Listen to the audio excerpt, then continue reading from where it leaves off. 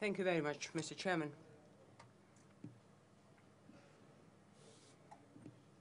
At the outset, I'd like to express our appreciation and thanks to His Excellency David Cameron, Prime Minister of Great Britain, and all the leaders who have come here and who are represented in those delegations at this conference. As I would like to thank His Excellency Ban Ki-moon, the Secretary General of the United Nations, as well as the Secretary General of the African Union and the Secretaries General of international and regional organizations. Ladies and gentlemen, honorable guests, it gives me great pleasure on this occasion, i.e. the convening of this conference in London on Somalia. We would like to express our deep appreciation and thanks to the United Kingdom, its people.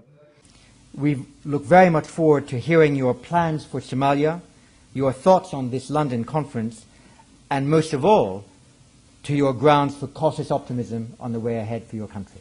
Thank you, sir.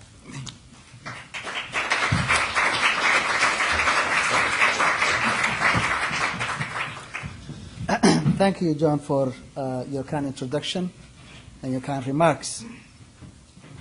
Dr. Chairman, ladies and gentlemen, I thank you for the opportunity to speak before you today. My vision is for a secure, stable, and prosperous Somalia, a Somalia at peace with itself and with its neighbors, where its citizens can go about their daily lives in safety and provide for their families with confidence and dignity. A resurgent Somalia, a tolerant Somali society where conflicts can be resolved peacefully, built on respect for traditional Somali culture, religious values, and way of life. A Somalia with an inclusive and accountable system of government that represents all of its people and in which all Somalis can feel that they have a stake. Achieving this, of course, represents a huge challenge, but it is not a utopian dream. It can be done, and we are closer than many people think. In fact, a recent report by the BBC cites a study which found that despite being described as the world's most failed state, Somalia is achieving standards of living that are equal or superior to many other African nations. The country ranks in the top half of the African countries on several key development indicators, and in fact only came near the bottom on 3 out of 13 indicators. It may also surprise many that 2 northern Somali ports account for 95% of all goat and 52% of all sheep exports for the entire East African region. Now, of course, despite these achievements, our society continues to be plagued by violence, poverty, illiteracy, and hunger. The lack of peace and security, of good and democratic governance, of a policy and legislative environment that can harness the entrepreneurial genius of our people and spread the benefits far and wide, has undoubtedly contributed to this state of affairs. Ladies and gentlemen, Somalia's problems are long-standing and complicated. Solving them require a serious and honest partnership between the transitional institutions, the African Union, the United Nations, and the broader international community. But primarily, Somalia is a sovereign nation, and ultimately, its destiny rests in the hands of its own people. Somalis must make the space, with your help and assistance, to solve their own problems. AMISOM, African Mission in Somalia, has been doing this alongside Somalia's armed forces, helping to provide the growing security space we need for the political process to flourish. And we cannot thank them enough for their commitment and sacrifice. They have made an incalculable contribution to bringing us to a place where we can see the way forward. As I speak, the United Nations Security Council is considering a resolution to expand AMISOM and provide it with the necessary tools to achieve its task of supporting us in our endeavor. It remains our fervent hope that this resolution will be adopted. I can tell you that we now have a genuine window of opportunity for Somalis to achieve the vision that I have just described. Last week in Garowe, where I used to volunteer as a university lecturer during my summer vacations, we held the second National Constitutional Conference and debated the forms and structures that will enable this. Here, a representative cross-section of Somali politicians, civil society leaders, and traditional elders agreed to reform the current Mogadishu-centric approach of government. We agreed on how this will be achieved by establishing an inclusive parliamentary Somali democracy within a federal system that recognizes the different traditions and local experience of the regions. The Somali people are not strangers to such system, a system familiar to your own experience here in Europe, a system based on the notion of community cooperation and mutual respect. In the Asian hair, or customary law, Somali customary law, we have always had an effective local way of protecting people and property, safeguarding individual and group rights, and securing travel and trade across the country by discussions and consensus. The foremost challenge we therefore face today in Somalia is to rebuild the institutions that enable community, to end the anarchy of statelessness, and introduce a new order built on the bonds of the language, culture, and religion that unites us. An ancient Somali proverb promises that if people come together, they can even mend a crack in the sky.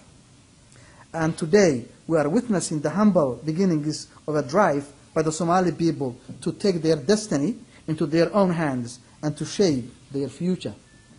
We are under no illusions about the skepticism which this proposition attracts among both the Somali people and the international community. 2 decades of seemingly unending humanitarian crisis and inept and kleptocratic leadership have driven many to despair. We Somalis are stubbornly independent-minded. One 19th century visitor noted that it was a land where every man was his own sultan. This can be the source of enduring strength, but it has in more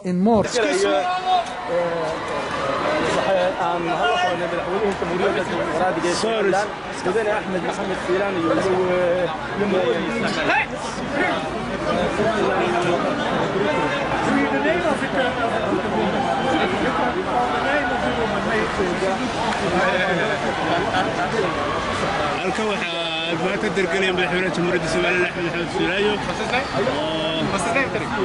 Ahmed Mahmoud Silaanyo jamhuuriyadda Soomaaliyeed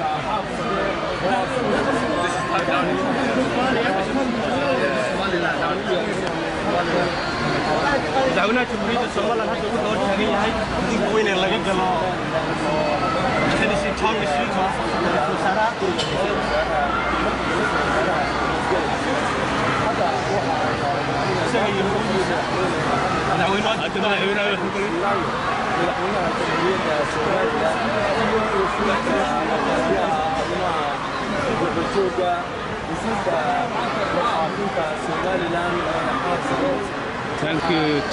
Thank you to help me, Israeli. Thank you. What's his name? Ahmed Abdi Hafsade, Wazir. Salam alaikum.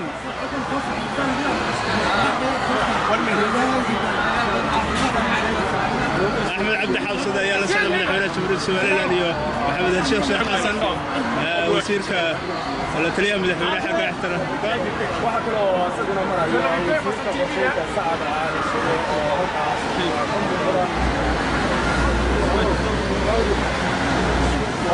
هذا الكسر أحمد عبد حافظ. Why don't you?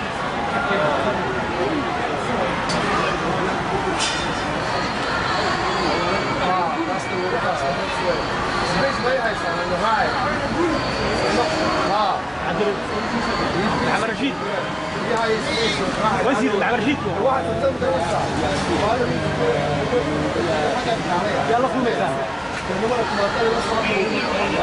دكتور محمد رشيد.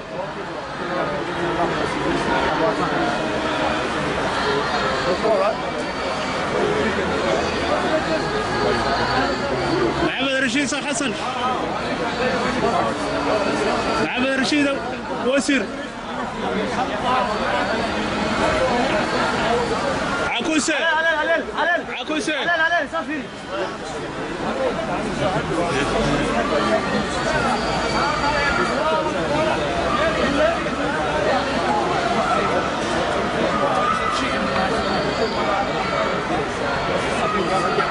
صحافة سيدة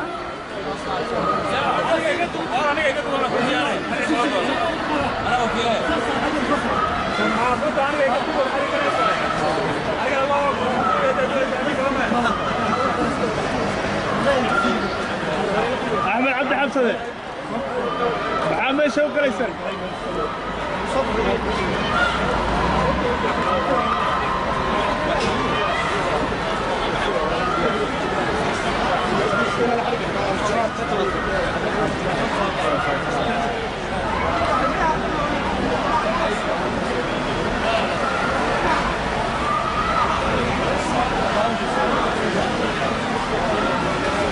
It's recording, yeah?